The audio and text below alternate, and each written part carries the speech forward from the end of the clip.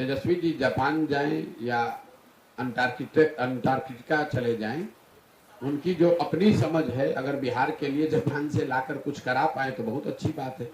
लेकिन उनके माँ और बाबूजी यहाँ 15 साल शासन में रहे, तब तो ना कोई जापान से आया ना जर्मनी से आया। अब अगर वो प्रयास कर रहे हैं तो मैं उसका समर्थन कर रहा हूँ, बिल्कुल समर्थन है।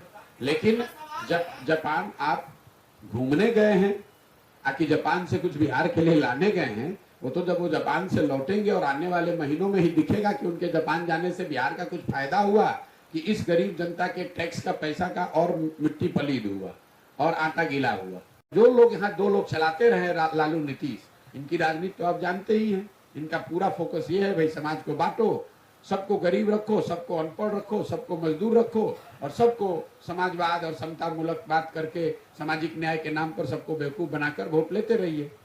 कभी किसी ने लालू जी से सवाल नहीं पूछा कि ठीक है भाई, आपका दावा है कि आपने अपने राज्य में, अपने शासनकाल में, अपने राजनीति से, अपनी सोच से समाज में गरीबों को, वंचितों को, सामाजिक तौर पे पिछड़ों को आपने आवाज दी।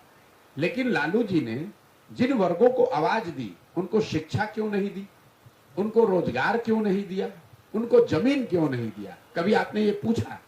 वो इसलिए नहीं दिया कि आवाज दे दिया तो जिंदगी भर उनके लिए नारा लगाएगा, झंडा लेकर घूमेगा। लेकिन अगर उन्हीं वर्गों को उन्होंने शिक्षित कर दिया होता, उन्हीं वर्गों को उन्होंने पूंजी पैसा देकर रोजगार दे दिया होता, उन्हीं वर्गों को उन्होंने जमीन दे दी होती, तो आज वो उनका झंडा लेकर नहीं घूमते। तो ये राजनीति है यहाँ पर, जिसके तहत पूरे बिहार को अनपढ़ और मजदूर बना दिया गया, ताकि आपको अगर 400 रुपया पेंशन भी मिल रहा है तो आपके लिए नेता माई बाप है।